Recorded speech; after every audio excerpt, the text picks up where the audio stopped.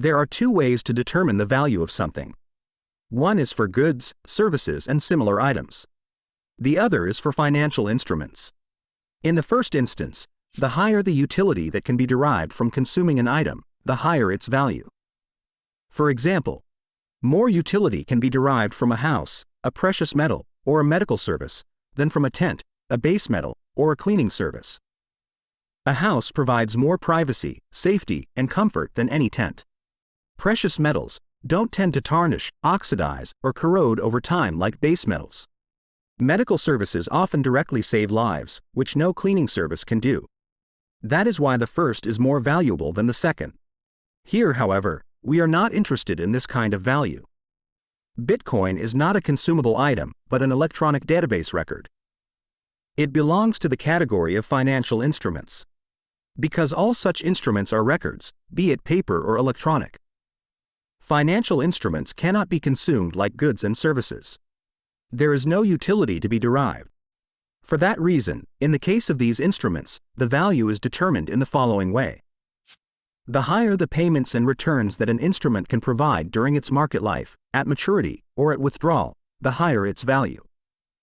Let's now briefly demonstrate what that means by using the most widespread financial instruments, stocks, bonds, and fiat currencies.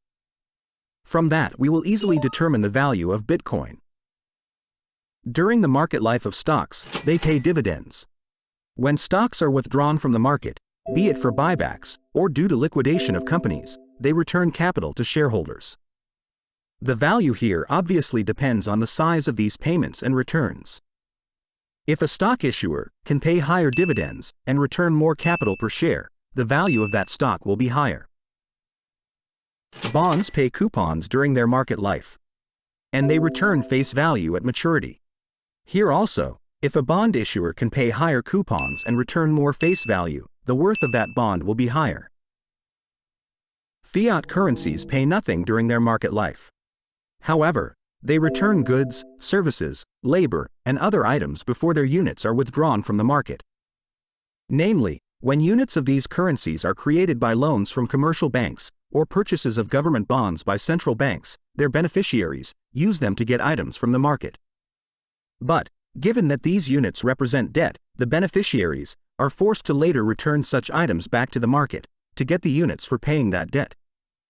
With debt payments, units are withdrawn from the market the same as bonds are withdrawn at maturity, or stocks at buybacks or liquidation of companies. Here as well, the value depends on the size of the returns.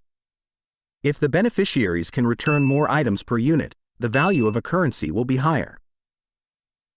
Now that we know how the value of financial instruments is determined, we can turn to Bitcoin. Let's first check for payments during market life. Does the issuer of Bitcoin pay something like coupons or dividends to Bitcoin holders? Well, no. Even in theory, this is not possible given that Bitcoin is issued by a computer program and not by some legal entity that must pay something. So, Bitcoin has no payments. Okay, what about returns at maturity or at withdrawal? Here also, there is nothing. Bitcoin has no maturity, and it is never withdrawn from the market to return something to its holders. It takes electricity when issued, but it never returns anything. Bitcoin therefore has no returns as well. With no payments and no returns, we can easily conclude that the value of Bitcoin is zero.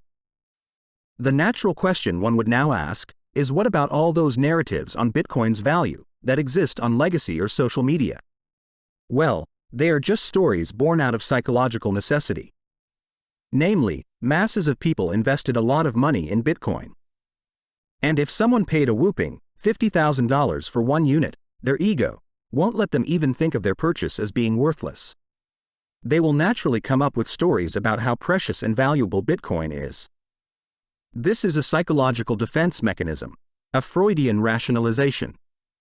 With masses of people being involved in Bitcoin, a whole bunch of such stories emerged.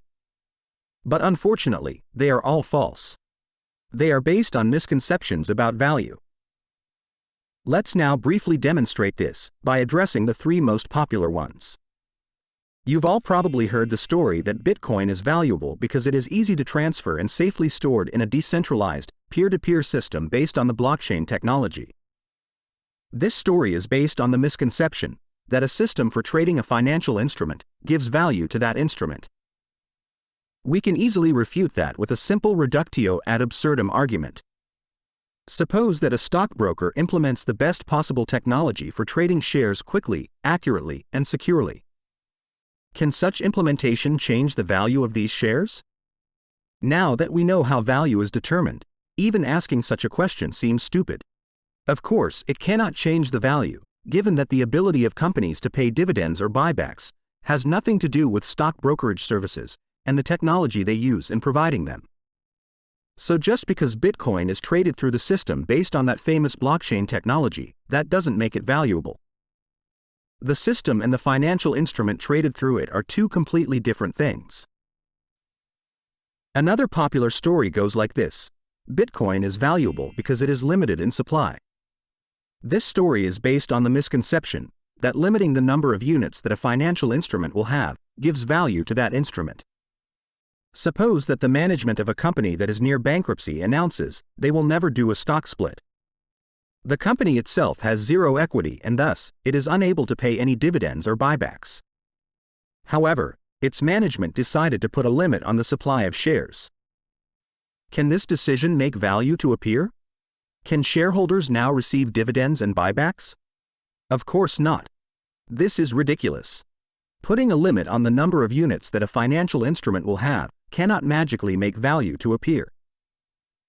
Finally, the third popular story goes like this: the value of Bitcoin is whatever someone is willing to pay for it. This story is based on the misconception that price is value.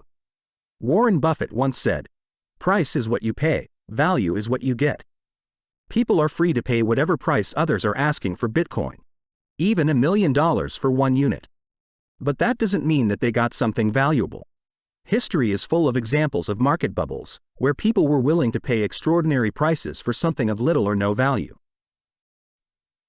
So, just because Bitcoin is traded through an advanced technology, limited in supply, and mega expensive, that doesn't mean it is valuable.